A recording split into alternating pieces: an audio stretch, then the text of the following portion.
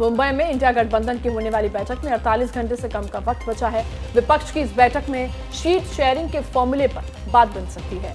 यही नहीं, इंडिया की बैठक में पीएम फेस पर भी मुहर लग सकती है, जिस पर अब तक सस्पेंस जो है वो बरकरार है।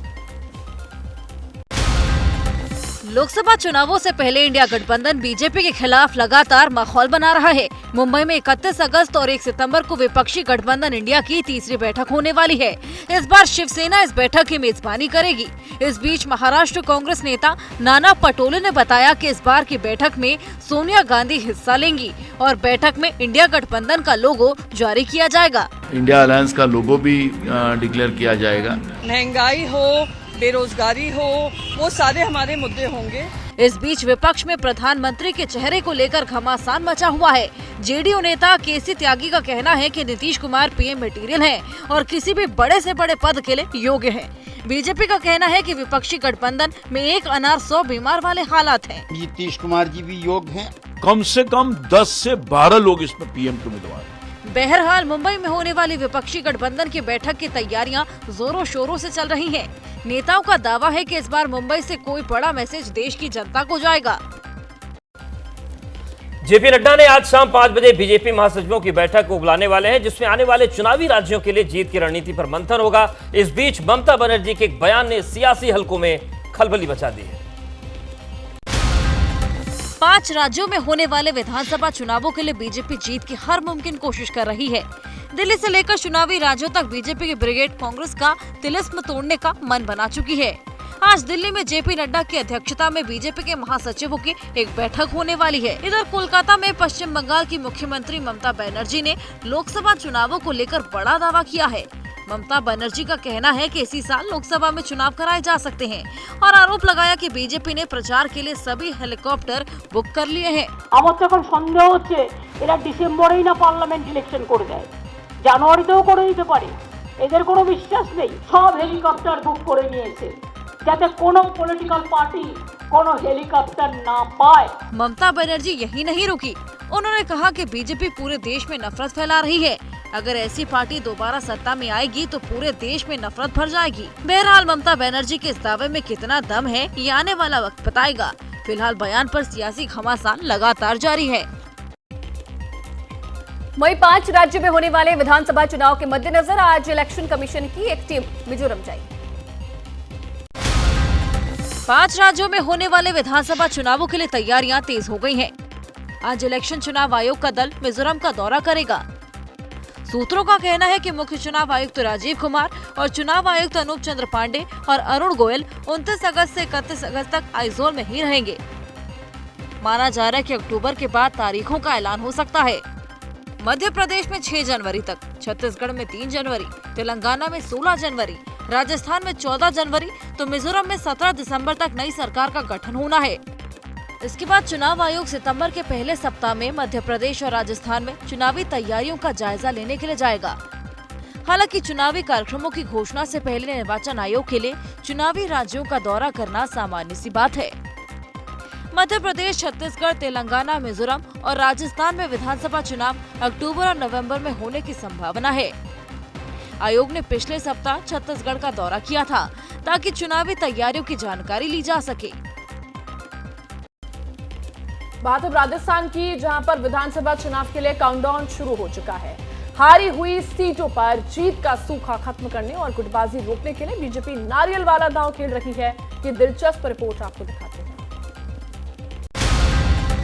हाथों में नारियल और जुबान पर कसम। पहली नजर में आपको ये नजारा थोड़ा अजीब लग रहा होगा। नारियल को देखकर पूजा वाली फीलिंग आ रही होगी, लेकिन थोड़ा नजरें घुमाएंगे तो बीजेपी नेताओं के कमल के निशान की टोपी दिखेंगी। अब पूरा माजरा आपकी समझ में आने लगेगा। दरअसल आने वाले राजस्थान चुनाव में गुटबाजी रोकने के लिए ये बीजेपी का नया दाव है। इन दिनों बीजेपी हारी हुई सीटों पर रणनीति बना रही है। फोकस उन सीटों पर ज्यादा है जहाँ पर पार्टी को पूरी तरह हार का सामना करना पड़ा है। बीजेपी के नेता ब्लॉक स्तर तक के नेताओं से मुलाकात कर रहे हैं। तस्वीर तस्वीरें राजस्थान में आदिवासियों की आस्था के धाम मानगढ़ की हैं। गुजरात के कैबिनेट मंत्री डॉक्टर कुबेर सिंह डिंडोर ने सभी नेताओं को बुलाया और हाथ में नारियल रखकर गोविंदा गुरु को साक्षी मानते कसम दिलाई कि इस बार चाहे टिकट मिले या ना मिले, बगावत कोई नहीं करेगा।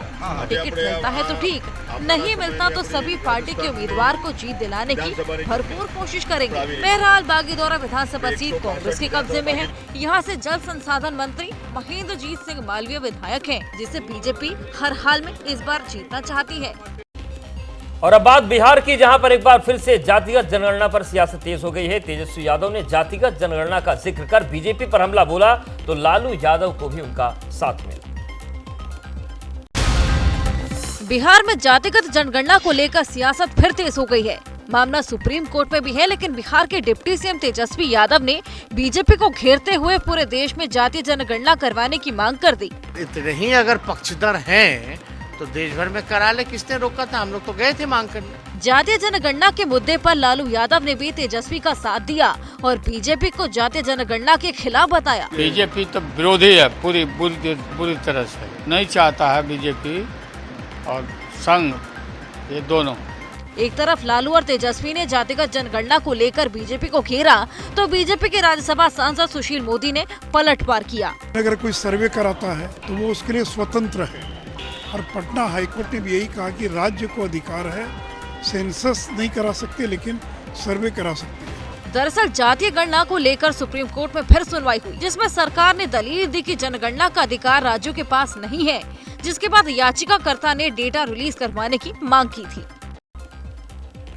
यूपी की घोसी सीट पर उपचुनाव का प्रचार तेज हो गया है। बीजेपी ने एक तरफ पूरा जोर लगा रखा है तो समाजवादी पार्टी के अध्यक्ष अखिलेश यादव आज चुनाव प्रचार करेंगे। दोनों ही दल अपनी अपनी जीत का दावा कर रहे हैं। घोसी उपचुनाव का घमासान, अब अखिलेश ने संभाला मैदान। सुधाकर सिंह वर्सेस दारा सिंह चौहान। घोसी उपचुनाव बीजेपी और समाजवादी पार्टी के लिए नाक की लड़ाई बन गया है। अक्सर उपचुनावों से दूरी बनाने वाले अखिलेश यादव अब खुलकर हुंकार भर रहे हैं। सपा उम्मीदवार सुधाकर सिंह के लिए अखिलेश ने प्रचार करने का फैसला किया है। अखिलेश यादव आज घोसी में चुनावी रैली को संबोधित करेंगे और वोटर से सपा को वोट देने की अपील करेंगे। इधर बीजेपी का दावा है कि उनके उम्मीदवार की उपचुनाव में एक तरफा जीत होने जा रही है। डिप्टी सीएम ब्रजेश पाठक ने सपा पर हमला बोलते हुए कहा कि जनता कभी गुंडों को नहीं चुनेगी, क्योंकि उनके राज में अपराध हमेशा चरम पर रहा। घोसी में खासकर मैं कहना चाहता हूं, जब जब सपा सत्ता में रही है अराजकता का, गुंडई का आलम सड़कों पर व्याप्त रहा है। बहु बेटियों की इज्जत आबरू खतरे में रही है। हालांकि इस उपचुनाव में कांग्रेस और बहुजन समाज पार्टी ने अपना कोई भी उम्मीदवार नहीं उतारा है। घोसी में 5 सितंबर को उपचुनाव होने हैं और 8 सितंबर को नतीजे आएंगे। बीजेपी के पूर्व प्रदेश अध्यक्ष और बीजेपी सांसद डॉक्टर संजय जायसवाल को अपने इलाके में विरोध का सामना करना पड़ा। संसदीय क्षेत्र में लोगों ने उन्हें काले झंडे दिखाकर उनके खिलाफ नारेबाजी कर दी। ये तस्वीर बीजेपी सांसद संजय जायसवाल की है, जिन्हें लोगों के विरोध का सामना करना पड़ा। बीजेपी सांसद जैसे ही बंजारिया से सिसवा पहुंचे, वहां पहले से जुटे लोग काले झंडे दिखाकर विरोध प्रदर्शन करने लगे। इस दौरान संजय जायसवाल ने लोगों को समझाने की कोशिश की, लेकिन प्रदर्शनकारियों ने उनकी एक ना सुनी। आपने क्या किया है सिसवा के लिए?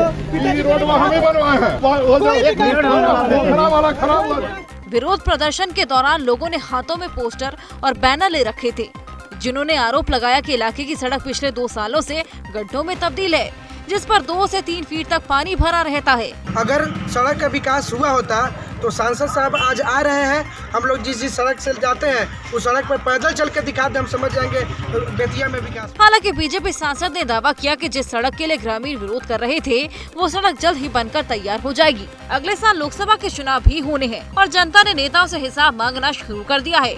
लोग नेताओं के सामने ऐसे मुद्दे उठा रहे हैं जिन पर अब तक उनका ध्यान नहीं जा पाया था। चंद्रयान 3 मिशन की सफलता के बाद इसरो सूर्य के अध्ययन के लिए तैयार है। आदित्य L1 को 2 सितंबर को सुबह 11:50 पर श्रीहरिकोटा से प्रक्षेपित किया जाएगा। चंद्रयान 3 की सफलता के बाद अब सूर्य मिशन आदित्य L1 की बारी है। इसरो ने आदित्य L1 को लॉन्च करने का ऐलान कर दिया है। आदित्य L1 को 2 सितंबर को सुबह 11:50 पर PSLV C57 के जरिए आंध्र प्रदेश के श्रीहरिकोटा से लॉन्च किया जाएगा। आदित्य L1 15 लाख किलोमीटर की दूरी तय करेगा, जिसे तय करने में 4 महीने का वक्त लगेगा। सूर्य की स्टडी के लिए यह पहला भारतीय मिशन होगा। आदित्य L1 सूर्य का अध्ययन करेगा, प्रकाश मंडल, क्रोमोस्फीयर और सूर्य की सबसे भारी परतों के बारे में भी पता लगाएगा। आदित्य L1 के साथ 7 पेलोड भी अंतरिक्ष में भेजे जाएंगे। 7 में से 4 पेलोड लगातार सूर्य पर नजर रखेंगे, जबकि 3 पेलोड हालात के हिसाब से कणों और मैग्नेटिक फील्ड का अध्ययन करेंगे। अब तक सूर्य पर कुल 22 मिशन भेजे जा चुके हैं। इन मिशन को पूरा करने वाले देशों में America, Germany, European space agency शामिल है। सबसे ज्यादा मिशन नासा ने भेजे हैं। अमेरिका के फ्लोरिडा में बड़ा हादसा हो गया है। पुलिस का हेलीकॉप्टर एक बिल्डिंग के टकराने के बाद पोम्पानो बीच पर क्रैश हो गया है। हादसे में 2 लोगों की मौत हो गई है और कई लोग इसमें घायल बताए जा रहे हैं। हेलीकॉप्टर के क्रैश होने का वीडियो भी सामने आई है, आइए आपको दिखाते हैं। हेलीकॉप्टर के क्रैश होने की तस्वीर आई है अमेरिका के फ्लोरिडा से, जहां एक विमान हवा में लहराने के बाद हादसे का शिकार हो गया। विमान एक इमारत पर गिरा, जिसके बाद वहां धुएं का गुब्बार देखा गया। यही नहीं, आसमान में धुएं के काले बादल भी छा गए। На Бахмутському напрямку по північному флангу Збройні сили України захищають вже зайняті ними позиції, і ворожа російська армія намагається там атакувати. हेलीकॉप्टर की एक इमारत पर गिरने के बाद की तस्वीरें भी सामने आई। हेलीकॉप्टर के गिरने की वजह से इमारत में छेद हो गया। बताया गया कि इस हादसे में एक महिला और एक कैप्टन की मौत हो गई है, जबकि 4 लोग गंभीर रूप से घायल हो गए। Там наші вояки стикаються з дуже серйозним опором російських збройних сил, і це дуже потужний двобій між.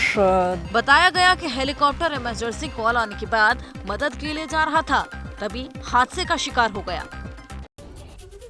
अब देखिए, बड़ी खबर आ रही है यूपी के प्रयागराज से, जहां चचेरी बहन के साथ छेड़खानी का विरोध करने पर एक छात्र की पीट कर हत्या करने का आरोप लगा है। हत्या के विरोध में लोगों ने जमकर हंगामा किया। हालांकि पुलिस छेड़खानी की घटना से इनकार कर रही है और पुलिस की तरफ से आपसी झगड़े में हत्या की बात बताई जा रही है। फिलहाल पुलिस 3 आरोपियों को हिरासत में लेकर पूछताछ में जुटी है। देखिए तस्वीरें यूपी के प्रयागराज से, जहां मामला ये सामने आया कि एक छात्र की पीट कर हत्या कर दी गई। परिजनों का ये आरोप है कि छेड़खानी का विरोध करने पर यह हत्या की गई है। चचेरी बहन के साथ छेड़खानी की जा रही थी, लेकिन पुलिस हालांकि इस आरोप से इनकार कर रही है और आपसी झगड़े की बात पुलिस की तरफ से सामने आई है। फिलहाल 3 आरोपियों को हिरासत में लिया गया है। मामले की तफ्तीश जारी है, पूछताछ की जा रही है, लेकिन परिजन लगातार विरोध प्रदर्शन करते नजर आ रहे हैं। बड़ा सवाल ये कि क्या वाकई छेड़छाड़ का विरोध करने पर जान ली गई, या स्कूल में कोई विवाद हुआ, कोई झगड़ा हुआ, जिस पर इस छात्र की पीट कर हत्या कर दी गई। उसने पूरा मर्डर कराया है और इस मर्डर का जवाबदार हुआ है। उसके भांजे, उसके भतीजे, उसके लड़के हैं।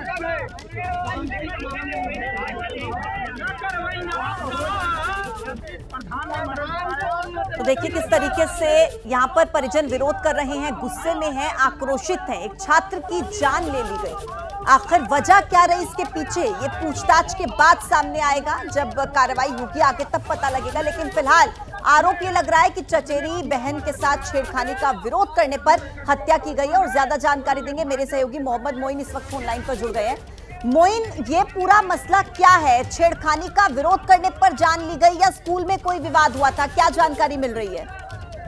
देखिए, इस तरीके का आरोप जो परिवार के लोग हैं वो लगा रहे हैं कि जो छात्र जिसकी हत्या की गई उसकी चचेरी बहन के साथ छेड़खानी की गई, जबकि पुलिस इस आरोप से इनकार कर रही है। पुलिस का कहना है कि छात्रों के 2 गुटों के बीच कल झगड़ा हुआ था और उसके बाद जो है कुछ लोगों ने हमला किया और उसमें छात्र की मौत हुई है। बहरहाल इस पूरे मामले में पुलिस जांच कर रही है और पुलिस का ये भी कहना है कि 4 लोगों के खिलाफ शिकायत दर्ज कराई गई थी। इनमें से 3 लोगों को हिरासत में ले लिया गया है। मौके पर लॉ एंड ऑर्डर जो है वो सामान्य है। देर रात लोगों ने चक्का जाम किया था, हंगामा किया था, लेकिन पुलिस कमिश्नर समेत तमाम अधिकारी मौके पर पहुंचे और उन्होंने समझा बुझाकर मामले को शांत करा दिया गया है। अब देखने वाली बात ये होगी कि जब पुलिस की जांच आगे बढ़ती है तो उसमें क्या कुछ निकल कर सामने आता है। बिल्कुल मोइन, इंतजार रहेगा कि जांच के बाद क्या सामने आता है। धन्यवाद आपका जानकारी के लिए। और अब आगे बढ़ते हैं जहां बड़ी खबर आ रही है राजधानी दिल्ली से। दिल्ली के इंदिरा गांधी एयरपोर्ट पर 2 करोड़ का सोना पकड़ा गया है। आरोप लग रहा है कि सोने के गहनों पर चांदी की परत चढ़ा रखी थी, लेकिन सोना लाने वाले की ये तरकीब काम नहीं आई। करीब 4 किलो सोना कुवैत से आने वाले 3 नागरिकों के पास से मिला है, जिनसे पुलिस पूछताछ कर रही है।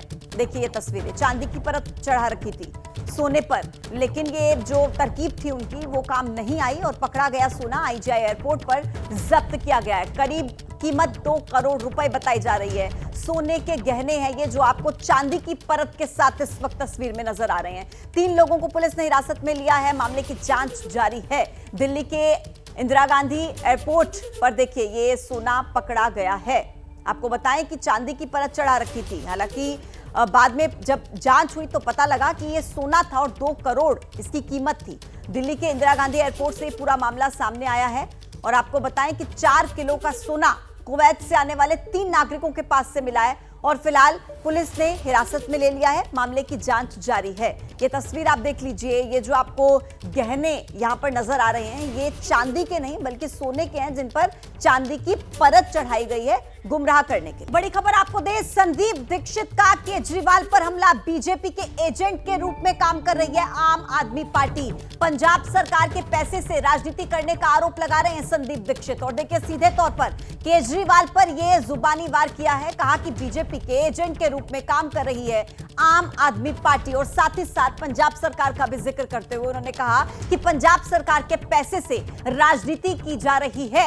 ये बड़े आरोप लगाए गए हैं संदीप दीक्षित की तरफ से।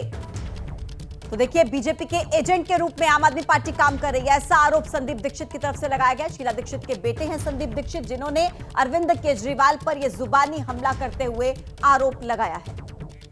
जो पार्टी सामान्य साधारण जीवन जीने के लिए आई थी, उसके दिल्ली के मुख्यमंत्री तो एक बड़े भारी बंगले में रहते हैं, 5-5, 10-10 गाड़ियां लेके घूमते हैं, लेकिन दिल्ली में रहते हुए दुर्भाग्य से वो हवाई जहाज़ जो एक समझ लीजिए चरम माना जाता है राजनीति में सत्ता के लोभ का, उस तक नहीं पहुंच पाते थे, क्योंकि दिल्ली छोटा राज्य है, यहाँ आप जहाज़ खरीद नहीं सकते।